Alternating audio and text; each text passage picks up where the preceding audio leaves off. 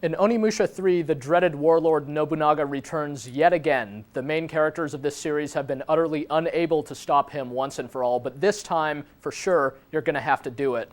And yet this time, not only does the action take place in medieval Japan, but some of it takes place in modern-day Paris. It seems that Nobunaga has found a way to open these time rifts into the present, so you're going to be fighting demons in modern city streets as well as in the past. Onimusha 3, of course, is the latest action-adventure game in a series that originally debuted as sort of a Resident Evil spin-off. It was a game involving a lot more sword slashing and hacking through demons and things like that rather than conserving ammunition, so the pace has always been much faster, much more action-oriented than in Resident Evil, and that's certainly true in Onimusha 3. At heart, this is basically a pure action game. You're doing a lot of fighting the whole time, but there's also some light puzzle solving and some exploration and some story elements too. The Onimusha series has also always featured impressive production values and lifelike characters, and that's certainly true of this latest chapter. In fact, one of the game's main characters, you'll notice, is the spitting image of actor Jean Reno, who you've seen in movies like The Professional and Mission Impossible and Ronin. Here he plays one of the game's two main characters, the other of which is Samanosuke, who you may recognize from the original Onimusha game. Basically, Samanosuke and Jean Reno's character, whose name is Jacques, end up an unlikely duo. They're both granted the power of the Oni, which gives them the ability to use these elemental weapons and absorb the souls of their fallen enemies. So basically what happens is Samanosuke ends up in the present and Jacques ends up in the past. And they're both trying to defeat Nobunaga and get back to their respective times. The story of the game, it's basically a good setup for a lot of interesting puzzles where you'll actually be transferring items back and forth through the past or into the future and manipulating time that way.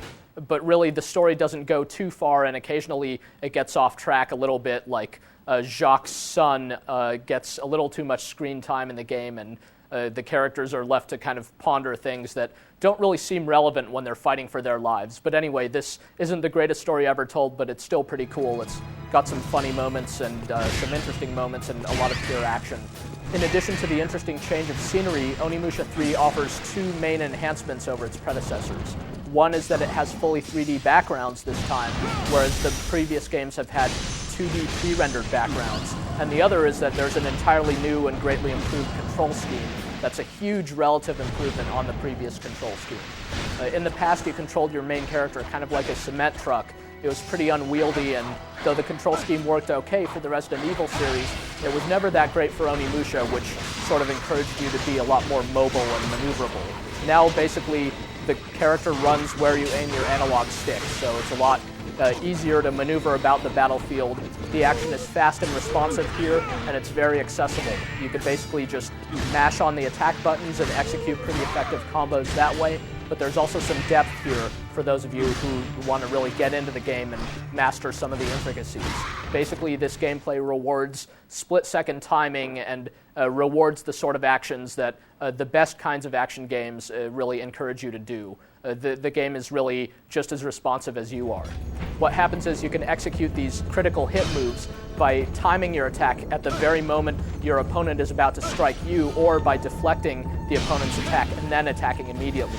The timing is extremely precise, but you can master it after a while. What happens when you pull these moves off is, not only do you instantly kill the average opponent, but you also generate more soul orbs from the defeated foe, which are basically used as currency, and they also restore your health, so basically you're earning more money in the game by fighting well, and then you could upgrade your weapons and defenses and things like that. Onimusha 3 is a single-player action-adventure game. It'll take you about 15 hours the first time through. The default normal difficulty is well-balanced and provides a good challenge, but there's an easy mode that gets unlocked if you die a number of times. A hard mode also becomes available after you finish the game for the first time. There are plenty of other extras too, such as a side quest involving one of the game's peripheral characters. The game even offers options for the degree to which you want to see violent content, whether you want red or green or no blood, for instance.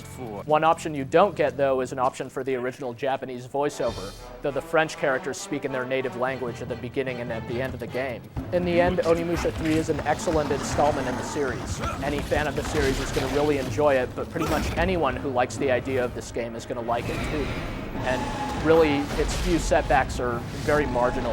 Just, you can complain about the voice acting or the story or things like that. But when you get down to the core action and the basic mechanics involved, they all work very, very well. So the game is enjoyable to play for as long as it lasts. So do check it out.